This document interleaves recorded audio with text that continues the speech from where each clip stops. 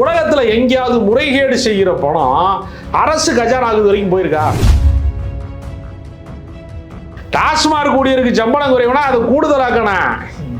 நீ கட்டிங் வாங்கிக்கன்னு சொல்றதா கணக்கு? பாஜகவிற்கு பயந்து ஒரு ஆட்சி நடத்துறாங்க ஒரு பக்கம். அதனால தாவேக அரசு ஒரு தத்தளிக்கிற அரசாங்கமாக இருக்கிறது. பத்திரிகையாளர்களை சந்திப்பதில் என்ன பிரச்சனை இருக்கோ அதே பிரச்சனை அனைத்து கட்சி கூட்டத்திலையும். மேகதாதுக்கு குறுக்க அணை கட்டுறதுக்கு தடையாக இருந்த அரசாங்கம் போய்விட்டது திமுக அரசாங்கம். என்ன பிரச்சனை நடந்தாலும் அதுக்கு திமுக தான் காரணம். நீங்க ஆளுகிற லட்சணம் மோசமா இருக்கு. சட்டம் ஒழுங்கு சந்தி சிரிக்குது. பாலியல் அத்துமீறல் வழக்குகளில் தாவேக மாவட்ட செயலாளர்களை கைது செய்யப்படக்கூடிய அளவுக்கு குற்றப்பின்னணி கொண்டவனா இருக்கான். இப்போ செந்தில் பாலாஜியை சிறையில் அடைச்சிட்டா எல்லா பிரச்சனையும் தீர்ந்துருமா? நம்பகமான விஷயங்களை தொடர்ந்து உரையாடி வருகிற நியூஸ் ஃபோக்கஸ் தமிழ் சேனலை சப்ஸ்கிரைப் பண்ணுங்க. தொடர்ந்து ஆதரவு தாருங்கள்.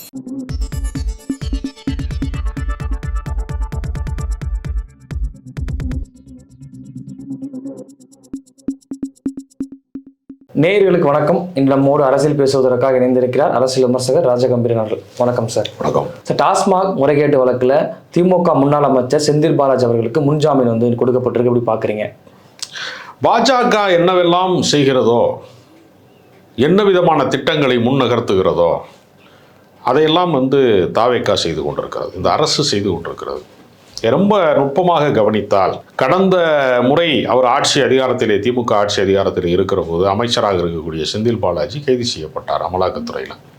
அது ஒரு பழைய வழக்கை தூசி தட்டி அந்த பேருந்து போக்குவரத்து கழகத்திலே ஓட்டுநர் நடத்துனர் அந்த இதில் போஸ்டிங் போடுறதில் காசு வாங்கினாருங்கிற பழைய வழக்கின் அடிப்படையில் ஒரு வழக்கை தூசி தட்டி அமலாக்கத்துறையின் மூலமாக அவர் கைது செய்யப்பட்டார்.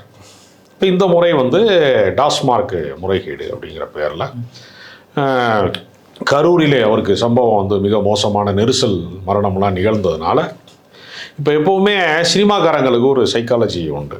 அவங்க கதை கேட்கும் போதே ஒரு ஆள் ஹீரோ அப்படின்னா ஒரு ஆள் வில்லன், அப்படித்தான் கதை கேட்டவங்க பழகிருக்காங்க. அப்போ யார் இப்போ நீங்கள் திமுக ஒரு தீய சக்தி அப்படின்னா அவங்க வில்லன், தாவேகா ஒரு தூய சக்தி அப்படின்னா ஹீரோ. அப்படியே பார்த்தீங்கன்னா இது சினிமா ட்ராமா தான் நடந்துட்டு இருக்கு உள்ள. நீங்க யோசிச்சு பாருங்க, அண்ணாவை ஏற்றுக்கொள்வார்களாம், ஆனால் திமுக ஒரு தீய சக்தியா? அண்ணா தானே உருவாக்கினார் திமுகவை. கலைஞர் கருணாநிதியை தோற்றுவிச்சார் திமுகவை. திமுகவை உருவாக்கியது பேரறிஞர் அண்ணா. சரி, நீட்டை நாங்கள் கடுமையாக எதிர்க்கிறோம் அப்படின்னு தாவேகா அரசு சொல்லுது. ஆனால் போராடுகிற மாணவர்களை ஏன் காவல்துறை அடக்குமுறை செய்தது, ஒடுக்குமுறை செய்தது, ஏன் அச்சுறுத்தியது, ஏன் வழக்கு போட்டது, ஏன் தடியடி நடத்துவதற்கு முயற்சி செய்தது, ஏன் மெரினாவை கழுகு பார்வையோடு கண்காணித்தது, யாரும் அங்கு கூட விடாமல் ஏன் பார்த்து கொண்டீர்கள்? இது யாருடைய செயல் திட்டம்? நீங்கள் அதிமுக 2016 டிசம்பர் 5 ஜெயலலிதா மரணத்திற்கு பின்பு கடந்த 10 ஆண்டு காலமாக அதிமுகவை அழிக்கிற வேலையை பாஜக கூட்டணியின் பேரால் கூட இருந்து கொண்டே செய்து கொண்டே இருக்கிறது. இது எல்லாருக்கும் தெரியும். ஓபிஎஸ் அணி, இபிஎஸ் அணின்னு பல பிளவுகளை உண்டாக்கி அங்கே இருக்கிறவர்களை எல்லாம் இடமாற்றி எல்லாமே பண்ணாங்க. அதிமுகவை அழிக்கிற வேலைக்கு 10 வருடம் எடுத்துக்கொண்டது பாஜகன்னா, இவர்களுக்கு 10 நாள் தேவைப்படலை, மிக விரைவாக அதை செய்கிறாங்க. இதனால் 2 திராவிட கட்சிகளும் இருக்கக்கூடாது, கழகங்கள் இல்லாத ஆட்சி அப்படிங்கிற கணக்கில் திமுகவை ஒழித்து கட்டுகிற வேலையை தாவேகா செய்கிறது. தாவேகாவும் கழகம் தானே, தமிழ் வெற்றி கழகம் தான் அப்படின்னு சொல்லிக்கிறாங்க. அதாவது அந்த வேடத்தை அணிந்து கொள்கிறார்களே தவிர, நான் என்ன கேட்குறேன், பெரியார் எங்களுக்கு வழிகாட்டின்னு ஜோசியக்காரன் தான் வழிகாட்டுறான். இப்போ பெரியார் வழிகாட்டியா உங்களுக்கு ஜோசியக்காரன் வழிகாட்டியா? ரத்தன்னு சொல்லக்கூடிய அந்த பண்டிட், ரத்தன் பண்டிட்டுன்னு சொல்றீல்ல, அவர் உங்களுக்கு வழிகாட்டியா, பெரியார் உங்களுக்கு வழிகாட்டியா? ரொம்ப சிம்பிளான கேள்வி. அவர் சொன்னார் இருந்தா 10வது மாடிக்கு போறிய, பெரியாரை வாஸ்து பார்த்து கொடுத்தாரு உங்களுக்கு. இங்கே இடம் நெருக்கடியா இருக்கு அப்படின்னு. ஏன் அப்போ இவங்களை விட பெரிய ஆளுமை மிக்கவர்கள் எல்லாம் இங்கே இருந்தாங்களே, ஜெயலலிதாவை விடவா சொகுசு வாழ்க்கைக்கு சொந்தக்காரர்கள் இனிமேல் பிறக்க முடியும்? கொடநாடு எஸ்டேட்டு முழுக்க வந்து ஒரு குளிர் பிரதேசமாக இருக்கக்கூடிய, ஊட்டிக்கு அருகே இருக்கக்கூடிய உதகமண்டலத்தினுடைய குளிர் பிரதேசத்துக்குள்ளேயே அலுவலகம் வைத்து கொண்டிருக்கிற ஜெயலலிதாவை விட அவங்களே மாற்றலையே. கலைஞர் கூட தான் சட்டப்பேரவையை மாற்ற வேண்டும்னு முயற்சி செஞ்சார். ஆஸ்பத்திரி ஆக்கி விட்டு போயிட்டாங்க ஓமந்தூரார் மருத்துவமனையா. நான் என்ன கேட்குறேன், ரொம்ப வித்தியாசமாக இருக்குது தாவேகாவோட அணுகுமுறை. பாட்டுக்கு 10 ரூபான்னு பாட்டு பாடினார் அன்றைய நடிகர், இன்றைய முதல்வர் விஜய் அவர்கள். பாடினாரா இல்லையா கரூரில் போய்? இப்போ 30 ரூபா ஆயிடுச்சுங்கிறாங்க. என்னடான்னு விளக்கம் கேட்டால், பாட்டிலுக்கு 10 ரூபாங்கிறது ஸ்டாலினுக்கு போச்சுன்னாங்க. முதல்ல செந்தில் பாலாஜி வழியாக ஸ்டாலின் குடும்பத்துக்கு போயிடுச்சுனாங்க. இப்போ எங்கேடா போகுதுன்னு கேட்டால் அரசு கஜானாவுக்கு போகுது. உலகத்தில் எங்கேயாவது முறைகேடு செய்கிற பணம் அரசு கஜானாவுக்கு வரைக்கும் போயிருக்கா? இப்போ நீங்கள் ஒரு புரிதலுக்காக சொல்கிறேன். ஒரு போக்குவரத்து காவலர் இருக்கிறாரு, நம்ம போகிறோம், ஹெல்மெட்டு போடாமல் போகிறோம், லைசன்ஸ் இல்லாமல் போகிறோம், இன்சூரன்ஸ் ஏதோ ஒன்றும் இல்லை, டாக்குமெண்ட் இல்லாமல் போகிறோம், பிடிக்கிறாரு. ஆன்லைனில் ஃபைன் போட்டாருன்னா அரசாங்கத்துக்கு போகும். 100 ரூபாயை கொடு கிளம்புன்னு சொன்னார்னா அவர் பாக்கெட்டுக்கு தான் போகும். இந்த 100 ரூபா பாக்கெட்டில் வாங்கி வைக்கிறது அரசாங்கத்துக்காக போகும். இப்போ சொல்கிறாங்க ரொம்ப கருணையோட, டாஸ்மார்க்கில் இருக்கக்கூடிய ஊழியர்களுக்கு சம்பளம் குறைவு, அதனால அவங்க வந்து இதெல்லாம் எடுத்துக்கிறாங்க. இப்போ அப்போது அது இருந்திருக்கும்ல, எப்பவுமே இருக்கிறது அது.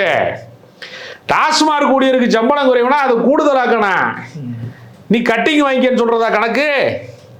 இப்போ நீங்கள் ஹோட்டலுக்கு போகிறான், சாப்பிட்றான், ஒரு ரெஸ்டாரண்ட்டில் போய் சாப்பிட்றான், பில்லு வருது 150 ரூபா வருது, 160 ரூபா வருது. நம்ம என்ன செய்யறோம், சில்லறை கொண்டு வந்து 200 ரூபா கொடுக்கும், சில்லறை கொடுக்குமா, அதுக்கு ஒரு 10 ரூபா கொடுத்துட்டு போகிறோம்.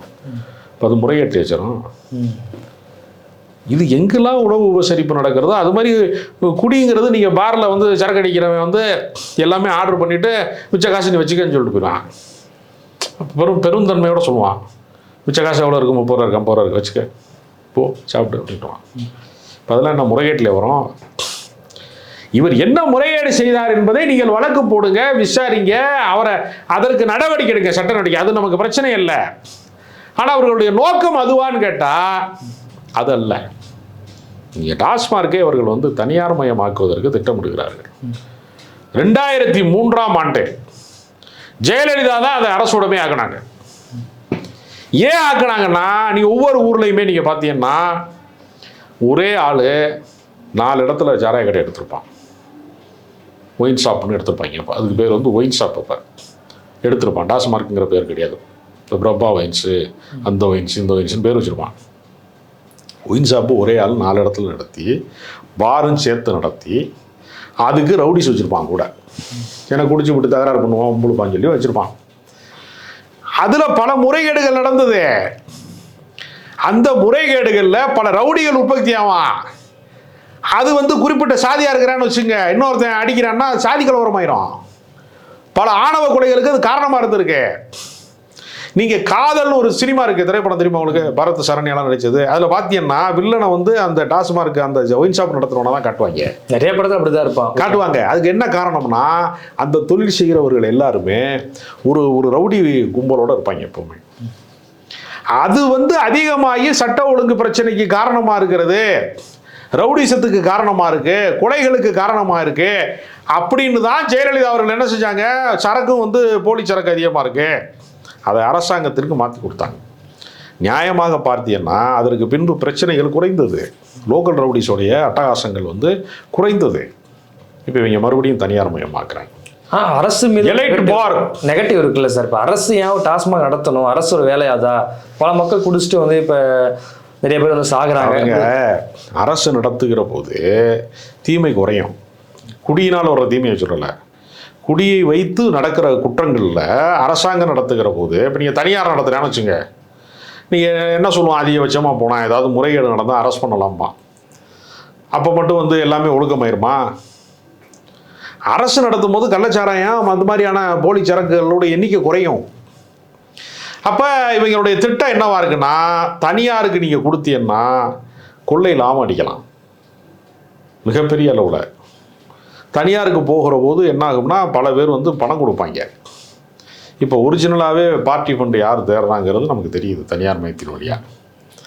அதனால் எந்த பிரச்சனை குறித்தும் அதனுடைய குறுக்கு வெட்டு தோற்றம் என்னவாக இருக்கிறது, அதற்கு தீர்வு என்னவாக இருக்கிறது, கலை யதார்த்தம் என்னவாக இருக்கிறது, எதை பற்றியுமே தெரியலை. எடுத்தேன் கவிழ்த்தேன். நீங்கள் பாருங்களேன், திடீர்னு 700 கடையை மூடுறோம் நாங்கள். கொஞ்ச நாள் கழிச்சு என்ன பண்ணுறாங்கன்னா ரெஸ்டோ பார் திறக்கிறோம், சரக்கு அடிச்சுட்டு சாப்பிடாம போயிடுறாங்க, குடல் வந்து போகுது, நாங்களே எல்லாமே கொடுத்துட்றோம், முட்டை புரோட்டாலாம் சேர்த்து கொடுத்துருவோம். அப்படி ரெஸ்டோ பாருங்கிறாங்க. என்ன ரெஸ்டோ பார்? ரெஸ்டாரண்ட்டோட கூடிய பாரு. இப்போ நீங்கள் புதுச்சேரியில் நீங்கள் போனீங்கன்னா இப்போ தேநீர் கடைகள்லாம் இருக்குல்ல, டீ கடையெல்லாம் இருக்குல்ல, எங்கே பார்த்தாலும் டீ கடை இருக்காட்டையா, 10 அடிக்கு ஒரு டீ கடை இருக்கும். அது மாதிரி எல்லா கடைகள்லேயுமே இது விற்பாங்க, மதுபானங்கள் விற்பாங்க. புதுச்சேரியுடைய வீதிகளில் நடந்தீங்கன்னா அது அன்றாட வாழ்வியல்னு ஒரு பகுதியாக வச்சுருக்கான். அதை நோக்கி இவன் நகர்த்துறாங்க. அதை அதனால் சீரியஸான பிரச்சனைகள் எதை குறித்தும் நம்ம சிந்திக்கக்கூடாதுங்கிறதுக்காக 150 அடி உயரத்தில் ஏறி விஜய் வந்து மெட்ரோ மேம்பாலத்தை பார்வையிட்டார். பார்த்து என்ன பண்ணார்? முதலமைச்சர்னா ஆய்வு போவாங்க, செய்வாங்க. திமுக தலைவர் அதுக்கு அதிகாரிகள் இல்லையா? மெட்ரோவை கண்காணிக்கிறதுக்கு அதிகாரிகள் இல்லையா? போகிறது தப்புன்றீங்களா? நான் போகிறது தப்பு இல்லைன்னு சொல்லலைங்க, ரீல்ஸ் போடுறதுக்காக போகாதீங்கிறேன். ஓகே, உங்கள் அமைச்சர்களும் ரீல்ஸ் போடுறாங்கிறதுக்கு போட்டிக்கு கீர்த்தனாவுக்கு போட்டியாக நீங்கள் ரீல்ஸ் போட போகாதீங்கன்னு தான் நான் சொல்கிறேன். நானும் போகக்கூடாதுன்னு நான் சொல்லலை. ஓகே, ஒரு நாள் கோயம்பேட்டுக்கு போகிறாரு, ஒரு நாள் MC ராஜா சமூக நீதி விடுதிக்கு போகிறாரு, ஒரு நாள் குழந்தைகள் ஹாஸ்பிட்டலுக்கு போகிறாரு. அங்கே கூன்னு கத்துறாங்க, ஆஸ்பத்திரியில் கூச்சல் போட்டாங்க. இவரோட மாசு வந்து எப்படி இருக்குது அப்படின்னு செக் பண்ணுறதுக்கான இடமாக அதை மாற்றக்கூடாது. ஆக்கப்பூர்வமான பணிகள் 1000 இருக்கிறது. சீன் போடுறதுக்கு, ரீல்ஸ் போடுறதுக்கான பணிகள் வந்து செய்யக்கூடாது. நீங்கள் அப்போ நீங்கள் நியாயமாக நேரம் என்ன செஞ்சுருக்கணும்? நீங்கள் வந்து நேரம் வந்து அனைத்து கட்சி கூட்டத்தை கூட்டி ஏன் கூட்டம் பயப்படுறாரு சார்? இப்போ அதிமுக கேட்குறாங்க, திமுக கேட்குறாங்க, மேகதாது பிரச்சனை பெரும் பிரச்சனையாக போயிட்டு இருக்கு, காவேரி தண்ணி கொடுக்க மாட்டான், இப்படி பிரச்சனை பெருசாக போயிட்டு இருக்கும்போது ஏன் அனைத்து கட்சி கூட்டத்தை கூப்பிட்ட முதலமைச்சர் யோசிக்கிறார்? இல்லை, அது குறித்து அவருக்கு பேசுவதில் அவருக்கு சிக்கல் இருக்குது, கலந்துரையாடுவதில் சிக்கல் இருக்குது. இப்போ நீங்கள் வந்து அனைத்து கட்சி கூட்டத்தில் ஆளுக்கு ஒரு கருத்து சொல்லுவாங்கல்ல, அதுக்கு பதில் சொல்லணும்ல. இப்போ பத்திரிகையாளர்களை சந்திப்பதில் என்ன பிரச்சனை இருக்கோ அதே பிரச்சனை அனைத்து கட்சி கூட்டத்திலையும் இருக்குது. இப்போ ஒவ்வொரு கட்சிக்காரங்க, இப்போ நீங்கள் கிருஷ்ணசாமி இருக்கிறாரு, அவர் அரசியலில் ஒரு 50 வருஷமாக இருக்கிறாரு. இப்போ உங்களுக்கு கூட்டணியில் இருக்கிறவங்க கதை வேறு. இப்போ திமுக இருக்குது, வேறு சில கட்சிகள் இருக்கிறது. ஒருத்தர் ஒரு கருத்தை முன்வைப்பாங்கல்ல, முதலமைச்சர்கிட்ட அதுக்கு என்ன பதில் இருக்குன்னு கேட்பாங்கல்ல, நீங்கள் அதை எழுதி கொடுத்து பேசணும்ல, டைம் பிரச்சனையாக இருக்குல்ல. நியாயமாக அவர் அரசியலை கற்றுக்கொள்ளலாம். அவர் தலைமைச் செயலகத்தில் உட்காந்துக்கிட்டு அவர் கூட நடித்த நடிகைகள், அவரோட படம் வேலை செஞ்ச டைரக்டரு, ப்ரொடியூசர்ஸு வந்து சிவாஜி கணேசனுக்கு வந்து 100ஆண்டு விழா கொண்டாடணும் அப்படின்னு சினிமா பிரமுகர்களை சந்திக்கிறார். அவருக்கான கம்ஃபர்ட் ஜோன் வந்து யாரோட அவரால் பேச முடியும் அப்படியால பார்க்குறாரு. நியாயமாக நீங்கள் வந்து அனைத்து கட்சி கூட்டத்தை நேரம் கூட்டி இருக்கணும். இப்போ நீங்களாக ஒரு பிளானை போட்டிய, என்ன பிளான் போட்டிய? கர்நாடகத்துக்கு போய் ஒரு இணக்கமான பேச்சுவார்த்தை நடத்த போகிறாரு அப்படின்னு சொன்னீங்க. TK சிவகுமார் இன்னைக்கு என்ன சொல்கிறாரு? அரசியல் சூழல் சரியில்லை, வர வேண்டாம் அப்படின்னு. இந்த பக்கமே நீ வராதேங்கிறார். அரசியல் சூழ்நிலை அதெல்லாம் சும்மா. அவர் தானே வருவார்னு முன்னாடி சொல்லியிருந்தார் TK சிவகுமார். இவங்க தூது விட்டாங்கங்க அவருக்கு. இப்போ நீங்கள் அவன் அந்த ஊரில் என்ன பேசுவான் தெரியுமா? தமிழ்நாடு முதலமைச்சர் வந்து கெஞ்சுறாரு, நம்ம முதலமைச்சர்கிட்ட வந்து ரிக்வஸ்ட் பண்ணுறாரு, வந்து ரொம்ப மன்றாடி கேட்குறாரு. அப்படித்தானே அவன் அதை எடுத்துக்கிடுவான். இப்போ நீங்கள் பேச்சுவார்த்தை தோல்வி அடைந்ததுனால நம்ம சட்ட நடவடிக்கைக்கு போகிறோம், சட்ட போராட்டத்துக்கு போகிறோம், அப்படித்தானே நடுவர் மன்றம் வந்துச்சு, அப்படித்தானே தீர்ப்பாயம் வந்துச்சு, அப்படித்தானே அதற்கான உத்தரவுகள் வந்துச்சு. இப்போ மறுபடியும் போய் எதுக்கு நீங்கள் வந்து பேச்சுவார்த்தை நடத்துறிய? பேச்சுவார்த்தைக்கு வந்து கட்டுப்படுவாங்களான்னு ஒரு கேள்வி இருக்கல. கிராமத்தில் பஞ்சாயத்து பண்ணுறாங்கல்ல, என்ன தெரியுமா சொல்லுவாங்க முதல்ல அந்த கிராமத்து பஞ்சாயத்தில்? பேச்சுக்கு நீ கட்டுப்படுவியா, கட்டுப்பட மாட்டேன்னு. கட்டுப்படலைன்னா உனக்கு நான் பஞ்சாயத்து பண்ண மாட்டேன், நீ கிளம்புன்றாங்க. நீ கட்டுப்பட்டால் தாங்க பஞ்சாயத்து பண்ண முடியும். 2 பேருமே கத்திக்கிட்டே இருந்தாங்கன்னா பஞ்சாயத்து பண்ண முடியாது. யாராவது ஒருத்தர் கட்டுப்படணும். அதே நடைமுறை. ஒரு கிராம பஞ்சாயத்துக்கே அதாங்க நடைமுறை. இல்லை, முன்னாடி வந்து கருணாநிதி போயிருக்காரு, கர்நாடக முதலமைச்சர் சந்திச்சிருக்காரு, ஜெயலலிதா போய் கர்நாடக முதலமைச்சர் சந்திக்கிறாங்க. இப்போ இவர் போகிறத மட்டும் ஏன்? அதாங்க அவர்கள் வந்து அரசியலில் ரொம்ப வந்து ஆழமான அனுபவங்கள் பெற்றவர்கள். அவங்களுக்கு வந்து இதில் இருக்கக்கூடிய தீமைகள் என்ன, நன்மைகள் என்னங்கிறது ஒரு விஷயம் இருக்குது. இப்போ நீங்கள் இது அப்படி இல்லையே, இது வெறும் பில்டப் தானே. இன்றைக்கி கோட்டு போட்டார், நேற்று பட்டு சட்டை கட்டியிருந்தார், பட்டு சட்டை போட்டார், பட்டு வேட்டி கட்டியிருந்தார், இன்றைக்கி வந்து இந்த மாதிரி ஸ்டைலாக வந்தார், அப்படியே ஒரு பெரிய ராயல் லுக்கில் இருந்தார், அப்படி தானே சொல்லிட்டு இருக்காங்க. என்ன செய்தார் சொல்லுங்கள்? இந்த ஆட்சி பொறுப்பேற்றிருக்கிற இந்த 2.5 மாதங்களில் ஏதாவது ஒரு அசாத்தியமான சாதனை அப்படின்னு நீங்கள் ஏதாவது சொல்லுங்கள். ஏதாவது ஒரு உத்தரவு போட்டான்னு சொல்லுங்கள். சிங்க பொண்ணுக்கு ட்ரெஸ்ஸை மாற்றி விட்ருக்காங்க. ஆச்சா, வேற அவர் கொடுத்த வாக்குறுதி சார்ந்து ஒன்றுமே நடக்கலை. லஞ்ச ஒழிப்புங்கிற பேரில் திமுக காரனை பூரா வேட்டையாடுறாங்க. அல்லது இந்த தாலுகா ஆஃபீஸில் இந்த 500 200 கொடுக்குறத பூரா பிடிக்கிறாங்க. ஆனால் கனிம வள கொள்ளைக்கு லைசன்ஸை நீட்டிப்பு பண்ணுறாங்க. இப்போ நீங்கள் அவங்களுடைய நடவடிக்கையெல்லாம் நீங்கள் பார்த்தீங்கன்னா அப்படியே பாஜக பாணியிலே பின்பற்றுறாங்க. இப்போ என்ன செய்ய போகிறாங்க நீ யோசிச்சு பாருங்க. நீங்கள் ஒரு திமுகவுடைய ஒரு சட்டமன்ற உறுப்பினர், நீ சட்டப்பேரவையோட கதவை சாத்தினேன்னா நான் எலும்போட பெண் பேசுனது வன்முறையை தூண்டாருன்னு வழக்கு போட்டு அவர் அரெஸ்ட் பண்ணுறீங்க. மார்கண்டையனுக்கு அரெஸ்ட் பண்ணுறீங்க. ஆனால் நான் உன்னை ஜட்டியோட உட்கார வச்சு அடித்து உன்னை கொண்டே விடுவேன் அப்படின்னு சொல்லி ஒருத்தங்க பேசுகிறாங்க. அவங்க உங்கள் அமைச்சராக இருக்காங்க. என்ன நடவடிக்கை? இப்போ திமுக அப்படி நடவடிக்கை எடுத்திருக்கிறதே, பொன்முடி ஆபாசமாக பேசினார் அப்படின்ன உடனே திமுக நடவடிக்கை எடுத்திருக்குங்க. சொந்த கட்சிக்குள்ளே இருந்தால் கூட கனிமொழி கண்டிச்சிருக்கிறாங்க. பெண்களை குறித்து ஆபாசமாக பேசிய ஒரே இடம் வன்மையாக கண்டிக்கிறேன்னு சொன்னாங்க. அது அப்படி ஒரு ஒழுக்கம் ஏதாவது இருக்கா? பொது ஒழுக்கம் இருக்கிறதா? எப்படி பேசணுங்கிற நெறிமுறை இருக்கிறதா?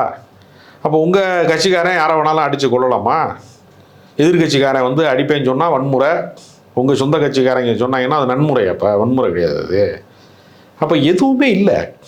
பாஜகவும் இப்போ என்னன்னா மேகதாதுல அணை கட்டுறதுல தமிழ்நாடு அரசு அனுமதி தேவையில்லைன்னு சொல்லி மத்திய அமைச்சர் பேசுறாரு. அவரையும் கண்டிக்கல. இப்போ காங்கிரஸையும் கர்நாடக காங்கிரஸையும் விஜய் கண்டிக்கல. ஏன் ரெண்டு பேரும் கண்டிக்காம அமைதி போக்கு இருக்கு? அதாவது பாஜக என்ன நினைக்குதுன்னா, கூட்டணியில் காங்கிரஸ் இருக்கு, கர்நாடகத்துலேயும் காங்கிரஸ் தான் ஆளுங்கட்சியாக இருக்குது. நீ ரெண்டு பேரும் முட்டிக்க நான் வேடிக்கை பார்க்குறேங்கிறது தான் அது. இவங்க பாஜகவிற்கு பயந்து ஒரு ஆட்சி நடத்துகிறாங்க ஒரு பக்கம். இன்னொரு பக்கம் தங்களை மதச்சார்பற்றவர்களாக காட்டிக்கொள்வதற்கு காங்கிரஸ் கூட்டணியிலே இருக்காங்க. ஆனால் நீங்கள் யோசிச்சு பாருங்க, எல்லா விஷயத்திலையுமே துணைவேந்தர், அதாவது முதலமைச்சரே வேந்தராக இருக்கலாம், கவர்னர் இருக்க வேண்டிய அவசியம் இல்லை பல்கலைக்கழகங்களுக்கு அப்படிங்கிறதுக்கு வழக்கு போட்டு அதற்கான உரிமையை திமுக பெற்றது. அதை எதற்காக தளர்த்துனீங்க? மனோன்மணிய சுந்தரனார் பல்கலைக்கழகத்தில் 3வது இடத்துக்கு தமிழ்தாய் வாழ்த்தை தள்ளி விட்டான்ல. நீங்கள் வேந்தராக இருந்தால் இது நடக்குமா? இப்போ எதுக்காக செய்கிறீங்க? நீங்கள் உங்கள் வேலையே என்ன? ஏற்கனவே அரசாங்கம் என்னென்ன திட்டங்களை கொண்டு வந்துச்சோ அந்த பெயிண்டை மாற்றி அடிக்கிறது தானே. மதிய உணவு திட்டத்தை முதல் கட்டமாக காமராஜர் கொண்டு வந்தார். அதை சத்துணவு திட்டமாக எம்ஜிஆர் விரிவு செய்தார். அந்த திட்டத்தை விரிவடைய செய்தார். காலை உணவு திட்டத்தை யார் கொண்டு வந்தா? ஸ்டாலின் அவர்கள் தான். அதில் எதுக்கு காமராஜர் காலை உணவு திட்டம்னு போடுறீங்க? காமராஜரை கொண்டு வந்தார் காலை உணவு திட்டத்தை. காமராஜருடைய வரலாற்று பெருமையை நான் மதிக்கிறேன். அவர் சுதந்திர போராட்ட தியாகி, தன் வாழ்க்கையை அர்ப்பணித்தவர். அவருடைய வரலாற்று பெருமையை கொண்டாடுவது என்பது வேறு. காலை உணவு திட்டத்துக்கு எது காமராஜர் பேர்? அவர் கொண்டு வந்தாரா? யாருடைய காலகட்டத்தில் அது நிறைவேறியது? எதுக்கு இந்த தேவையில்லாத வேலைன்னு நான் கேட்குறேன். நீங்கள் ஜெயலலிதா இப்போ எம்ஜிஆர் பேரில் சென்ட்ரல் ரயில்வே ஸ்டேஷன் இருக்குது. புரட்சி தலைவர் எம்ஜிஆர் ராமச்சந்திரன், எம்ஜி ராமச்சந்திரன் மெட்ரோ இந்த நிலையம் அப்படின்னு வச்சுருக்காங்க. சென்ட்ரல் ரயில்வே ஸ்டேஷனுக்கு அப்படி பேர் வச்சுருக்காங்க. திமுக அரசு மாற்றாத எடப்பாடி வச்சாருன்னு. ஜெயலலிதா பேரில் மெட்ரோ ஸ்டேஷன் இருக்குது. எங்கேயாவது போய் மாற்றுறாங்களா? இங்கே முகப்பேருக்கு பக்கத்தில் ஜே நகர்னு இருக்குது. ஜெயலலிதா நகர்னே இருக்குது. போய் மாற்றுறாங்களா அந்த அரசாங்கம்? போய் என்ன காரணம்? முதல்வர்னு பேரை பார்த்து ஏன் இவ்வளவு தாவே? அதாங்க திமுகவை அழிப்பது தவிர உங்கள்கிட்ட என்ன கோட்பாடு இருக்கு, என்ன கொள்கை இருக்கு? அது ஒரு கொள்கையானு கேட்குறேன். முதல்வர்னு பேர் காமரான பேர் தானே. யார் அங்கே வந்தாலும் அவங்க முதல்வர் தான் அழைக்க போறாங்க. அதைத்தாங்க இவங்க எதற்காக பதட்டப்படுகிறார்கள்? திமுகவை பார்த்து ஏன் அஞ்சுகிறார்கள்? திமுக அதிகாரத்தை விட்டு இறங்கி விட்டது. அவர்கள் அதிகாரத்தில் இல்லை. ஏன் அதை பார்த்து நீங்க அச்சப்படுறீங்க? உங்களுக்கு ஆள்வதற்கு தெரியல, நிர்வாகம் தெரியல, நிதிநிலை விஷயம் தெரியல. கரண்ட் பில்லு திடீர்னு 3 மடங்கு ஏறிடுச்சு அப்படின்னு 7.5 லட்சம் பேர் பாதிக்கப்பட்டிருக்கான்னு ஒரு புகார் வருது. அதுக்கு என்ன தெரியுமா பதில் சொல்றாரு மின்சாரத்துறை அமைச்சர்? கோடை காலம் ஏசியை போட்டாங்க எல்லாரும் அப்படிங்கிறாரு. எல்லா வீட்லேயுமே ஏசி இருக்குது. மிடில் கிளாஸில் அன்றாட வாழ்க்கையில் இருக்க வேண்டாம், ஃபேனையே அதிகமாக போட மாட்டாங்க. எல்லா வீட்லையும் ஏசி வந்துருச்சா? ஏசியை போட்டதுனால பில்லு ஏறிடுச்சு. ஏசியே இல்லாத வீட்டில் பூரா பில்லு ஏறிடுச்சு. எப்படி? அதனால் இது எதற்குமே அவர்களிடத்தில் தீர்வு கிடையாது. நீங்கள் ஏதாவது ஒரு விஷயத்தில் தாவேகாவினுடைய நிலைப்பாடு என்ன என்று ஏதாவது உங்களால் சொல்ல முடியுமா? இப்போ உதாரணத்துக்கு நீட்டுக்கு எதிராக போராடினாங்க, நாங்களும் நீட்டை எதிர்க்கிறோம்னு தாவேகா சொல்லுது. அது உண்மை என்றால் காவல்துறையை வைத்து ஒடுக்கியது ஏன் அப்படிங்கிற கேள்விக்கு பதில் இருக்கா? எல்லாத்துலேயுமே இரட்டை நிலைப்பாடும். பல்கலைக்கழகத்தில் தமிழ்தாய் வாழ்த்து விஷயத்தில் இரட்டை நிலைப்பாடும். அவங்க ஃபங்க்ஷனை முடிச்சுட்டு போன முன்னாடி கண்டிக்கிறாங்க. அது ரொம்ப வேடிக்கையாக இருக்குது. சில பேர் ரயில் போன முன்னாடி வருவான் தெரியுமா, வண்டியை விட்டுட்டு ஆட்டோவில் டிராஃபிக் ஜாமில் மாட்டி வருவாங்க தெரியுமா கடைசி நேரத்தில். இப்போ தாங்க போச்சுப்பாங்கல்ல, இந்த லாஸ்ட்டு பஸ்ஸை விட்டவங்கலாம் இருப்பாங்கல்ல பஸ் ஸ்டாண்டில், அந்த மாதிரி ஒரு கவர்மெண்ட் நடந்துச்சு. அவங்க ஃபங்க்ஷனே முடிச்சுட்டு போயிட்டாங்க. நாங்கள் அதை கண்டிக்கிறோம். என்ன கண்டிக்கிறீங்க? நிர்வாக சீர்கேடு.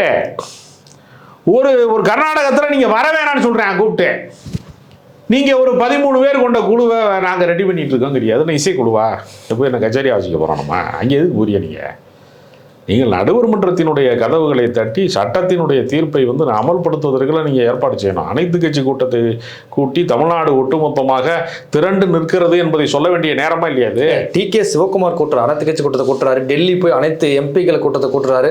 அவர் மேகதாதுல ஆனால் கட்டியான இருக்கிற தீவிரத்தில் அதுக்கு எதிராக தமிழ்நாட்டில் எந்த நடவடிக்கையுமே இல்லை. ஆமாங்க, நெய்வேலியிலிருந்து மின்சாரம் போகிறது, மின்சாரத்தை நிறுத்திடுவேன்னு சொல்லுங்க. அப்படி சொல்வது சட்டவிரோதங்கிறான். நீ வந்து மேகதாதுக்கு குறுக்க அணை கட்டுவேன்னு சொல்றது சட்டவிரோதம் இல்லையாப்ப? தமிழ்நாடு அரசு என்ன எச்சரிக்கை விடுகிறது? அவர் என்ன சொன்னார் டிகே சிவகுமார்? மேகதாதுக்கு குறுக்க அணை கட்டுறதுக்கு தடையாக இருந்த அரசாங்கம் போய்விட்டது திமுக அரசாங்கம். இப்போ எங்கள் தயவில் ஒரு அரசாங்கம் இருக்குது, இது ஒன்றும் பிரச்சனை இல்லை அப்படின்னு தானே அவர் சொல்கிறாரு. அவர் அப்படி ஒரு மெச்சூரிட்டியான லீடர் கிடையாது, அப்படி தானே அவர் சொன்னார். அப்போ இந்த தீர்வை நோக்கி நகர்வதற்கு பதிலாக திமுகவை நோக்கியே நகர்றான். என்ன பிரச்சனை நடந்தாலும் அதுக்கு திமுக தான் காரணம். திமுக வந்து ஒழிக்கணும், திமுக எம்எல்ஏவை அரெஸ்ட் பண்ணணும், அனிதா ராதாகிருஷ்ணனை ஒரு சர்வதேச பயங்கரவாதி மாதிரி போலீஸ் வச்சு பிடிக்கணும். போகிற இடம் பூரா கோர்ட்டில் குட்டு வாங்கிட்டு வர்றாங்க. செந்தில் பாலாஜி கூட முன்ஜாமீன் தரக்கூடாதுன்னு தமிழ்நாடு அரசு வந்து மறுத்துச்சு. சென்னை ஹைகோர்ட்டில் கேன்சல் பண்ணாங்க. அப்புறம் முன்ஜாமீனை வந்து அவருக்கு வழங்கலாம்ங்கிறாங்க. அப்போ இதை வைத்து என்ன சாதிக்க போறியா? இப்போ செந்தில் பாலாஜியை சிறையில் அடைச்சிட்டா எல்லா பிரச்சனையும் தீர்ந்துருமா? என்ன பிரச்சனை தீரும் சொல்லுங்க? அதனால தாவேக அரசு வந்து ஒரு தத்தளிக்கிற அரசாங்கமாக இருக்கிறது, ஒரு என்டர்டெயின்மெண்ட் கவர்மெண்ட்டாக இருக்கு. ஒரு முறையான தீர்வுகள் இல்லை, உண்மையான பிரச்சனைகளை எப்படி அணுகுவது என்பதற்கான அனுபவம் இல்லை, அதற்கான ஆற்றலும் இல்லை அப்படிங்கிறது தான் நான். இல்லை, ஒரு பக்கம் வந்து பெயர் மாற்ற வேலையை செய்கிறாங்க, இன்னொரு பக்கம் பல இடங்கள் அரசுடைய பேருந்துக்கு வந்து தாவேகா கொடிக்கலர் வந்து அடிக்கிறாங்க. இன்னொரு பக்கம் வந்து அரசு பேருந்து புக் பண்ணக்கூடிய அந்த ஆப்பில் வந்து தாவேகாவுடைய மஞ்சள் சிவப்பு அந்த கொடிக்கலரை வந்து செய்கிற அந்த வேலையை எப்படி சார் பார்க்குறீங்க? இதெல்லாம் ரொம்ப மட்டமான வேலை, இதெல்லாம் செய்யக்கூடாத வேலை. நீங்கள் அப்படி ஒரு முன்னுதாரணத்தை நீங்கள் உருவாக்கி விட்டால் எதிர்காலத்தில் ஒவ்வொரு கட்சிக்காரனும் அவன் பெயிண்ட் அடிப்பாங்க. முன்னாடிலாம் மாடு வளர்க்குறவங்க என்ன செய்வாங்கன்னா கிராமப்புறங்களில் கட்சிக்காரனாக இருப்பான், ஏடிஎம்கே டிஎம்கே ஏதாவது காங்கிரஸ் கட்சியில் இருப்பான், மாட்டு கொம்புக்கு பெயிண்ட் அடிச்சிருவாங்க. எல்லாம் பார்த்துருக்கீங்களான்னு தெரியல, இப்போ அதெல்லாம் கொஞ்சம் குறைஞ்சிருச்சு. இப்போ மாடு வளர்க்குறதே குறைஞ்சிருச்சுன்னு வச்சுக்கிறேன். மாட்டு கொம்பில் என்ன பண்ணுவாங்கன்னா அண்ணா திமுக கலரு, காங்கிரஸ் கலரு, திமுக கலர்லாம் அடிப்பாங்க. மாட்டுக்கு தெரியுமா நம்ம திமுகவில் சேர்ந்துட்டோம்னா? அண்ணா திமுகவில் சேர்ந்துட்டோம், நம்ம தேசிய மாடாயிட்டோம், பிஜேபியில் சேர்ந்து காங்கிரஸில் சேர்ந்து நம்ம மதச்சார்பற்ற மாடாயிட்டோம். மாட்டுக்கு தெரியுமா அதெல்லாம்? இந்த கலர் மீன்கள்லாம் வந்து இது பண்ணாங்க, இந்த கோழிக்கெல்லாம் அந்த கலர் அடிச்சு விடுவாங்க, கோழி குஞ்சுக்கலாம் சந்தையிலாம் வச்சு விற்பாங்க தெரியுமா? அந்த கோஷ்டி மாதிரி தாவே ஆகிட்டாங்க. பஸ்ஸுக்கு பெயிண்ட் அடிக்கிறதுனால என்ன ஆக போகுது? ஒரு பக்கம் கலைஞர் பேரை பூரா அடிக்கணுங்கிற, லாம்பாக்கம் பேருந்து நிலையத்துக்கு வந்து கலைஞர் பேரை தூக்கணுங்கிற. அது யார் காலத்தில் உருவாக்கப்பட்டுச்சு? இப்போ நீங்கள் யோசிச்சு பார்த்தீங்கன்னா கோயம்பேடு பஸ் ஸ்டாண்டுக்கு போங்க, அடிக்கல் நாட்டியவர் கலைஞர் மு கருணாநிதி, திறந்து வைத்தவர் ஜெய ஜெயலலிதா. 2 கல்வெட்டுமே இருக்குங்க. இந்த கேம்ஸ் வில்லேஜுக்குள்ளே போனீங்கன்னா 2 கல்வெட்டு இருக்கும். ஒரு பக்கம் அதிமுக கல்வெட்டு இருக்கும், இந்த பக்கம் திமுக கல்வெட்டு இருக்கும். ஒவ்வொரு கல்வெட்டையும் அடிச்சுக்கிட்டே இருக்க முடியுமா? போகிற இடம் பூரா. இப்போ திமுக காரன் போட்ட ரோட்டில் போக மாட்டேன், தாவேகா காரன் கார் ஓட்ட மாட்டேன்னு சொல்லுவேன்னா, திமுக காரன் போட்ட பாலம் அது, நான் ஜெமினி பாலத்தில் ஏற மாட்டேன், கீழே கூடி போகிறேன்னு சொல்ல முடியுமா? கீழேயும் அவங்க ரோடு போட்டுருக்காங்க. இது எப்படி நடைமுறை சாத்தியம்? அதனால் இந்த ஆடத்தெரியாதவங்க வந்து ஆடத்தெரியாதவ திருக்கோணலாக இருக்கின்ற மாதிரி எதிர்க்கட்சி மீது தான் குற்றச்சாட்டு சொல்கிறானே தவிர விவசாயிகள் பிரச்சனைக்கு என்ன தீர்வு? மேகதாது பிரச்சனைக்கு என்ன தீர்வு? மின்சார கட்டணம் உயர்ந்ததற்கு என்ன தீர்வு? நீட் போராட்டத்திலே பாதிக்கப்பட்டவர்களுக்கு என்ன தீர்வு? எதுவுமே இல்லை. ரீல்ஸ் தான் தீர்வு, ரியலாக அவங்ககிட்ட தீர்வு கிடையாது. ஒரு மீட்டிங்கில் பேசினா ஆதவ் என்ன சொல்கிறாருன்னா, அடுத்த தேர்தலில் வந்து நம்ம கூட்டணி வந்து 65% வந்து வாக்குகள் வந்து பெறும், சொல்லிக்கிற அளவு வந்து எதிர்க்கட்சி வந்து யாருமே கிடையாதுன்னு சொல்லி கருத்து சொல்லியிருக்காங்க. அந்த கருத்தை பார்க்குறீங்க? 35% வாக்கு வைத்திருக்கிறார்கள் தாவேகா என்றால் 65% எதிர்ப்பில் தான் இப்போதே இருக்காங்க. நீ 65% ஆயிரும்னா அப்படி எப்படி நீங்கள் இவிஎம் மிஷினில் செட்டிங் பண்ணிட்டீங்களா எப்படின்னு தெரில. நீங்கள் ஆளுகிற லட்சணம் வந்து மோசமாக இருக்குது. சட்டம் ஒழுங்கு சந்தி சிரிக்குது. பாலியல் அத்துமீறல் வழக்குகளில் தாவேகா மாவட்ட செயலாளர்களே கைது செய்யப்படக்கூடிய அளவுக்கு குற்றப்பின்னணி கொண்டவனா இருக்கான். கோர்ட்டில் சந்தி சிரிக்குது உங்களுக்கு. எந்த லட்சணத்தில் நீங்கள் ஆளுகிற அரிசி விலை ஏறிடுச்சு, மின்கட்டணம் ஏறிடுச்சு, எந்த பிரச்சனையை நீங்கள் தீர்த்திருக்கிறீர்கள், என்ன மாற்றத்தை கொண்டு வந்திருக்கீங்க? முதல் மாடியில் வந்து இருக்க, அதாவது கீழே கிரவுண்டில் இருக்க வேண்டிய ஆஃபீஸை கொண்டு வந்து 10வது மாடியில் மாற்றினதை தவிர இந்த தாவேக அரசாங்கம் செய்து மாற்றம் என்ன? ஒன்றுமே இல்லை. அதனால் ஆதவர்ஜன் அப்படி பேசுவதெல்லாம் அழிவுக்கு தான் வழிவகுக்கும். இந்த நிரந்தர பொதுச் செயலாளர், நிரந்தர முதல்வர் அப்படின்னு சொல்லி ஆரம்பிச்சிட்டாங்கன்னா அந்த கட்சி அழிவு பாதையில் செல்ல தொடங்கி விட்டதுன்னு அர்த்தம். அடுத்து பிஎம் நோக்கி நகர்ந்துட்டு இருக்காங்க சார். ஆமாம், இப்பயே 2 கிழிச்சிட்டார் இவர். அப்படியே நிர்வாக திறமையில் அப்படியே வந்து அவர் இது வரைக்கும் வந்த முதலமைச்சர்களே இவரை விட திறமைசாலி யாருமே இல்லைன்னு இங்கே கிழிச்சிட்டாரு. நீ பிரதமராக போய் கிழிக்க போகிறாரு. பிஜேபிக்காரங்களுக்கே இன்றைக்கி வந்து டப்பாக டான்ஸ் ஆடிக்கிட்டு இருக்கு. அவங்க அதிகாரமே நிலைக்காது. கரப்பாம்பூச்சி வந்ததுக்கு பின்னாடியே, சிஜேபி வந்ததுக்கு பின்னாடி பிஜேபி காணாம போயிட்டுருக்கு. அரசியல் ரீதியாக ஒரு போராடக்கூடிய ஒரு சாதாரண மாணவனுக்கு இருக்கக்கூடிய அரசியல் அறிவு கூட இந்த ஆளுகிற அரசாங்கத்தில் இருப்பவர்களிடத்தில் அதற்கான அரசியல் தெளிவே இல்லை. இதே நிலைமை நீடிச்சிச்சுன்னா நீங்கள் உங்கள் கட்சியை வந்து தனுசு வந்து அழிச்சிருவான் போல இருக்கு. விஜய்க்கு தனுசு எவ்வளோ பரவாயில்லன்னு சொல்லக்கூடிய இடத்துல தான் இப்போ நீங்கள் வந்து உங்களை பார்த்து அடுத்து யார் கிளம்பி விடுறாங்க? நீங்கள் பாருங்கள், படிக்காதவர்கள் அதிகமாக இருந்த காலகட்டத்தில் ஒரு அறிஞர் ஆட்சி செய்தார் இந்த நாட்டை, அண்ணா.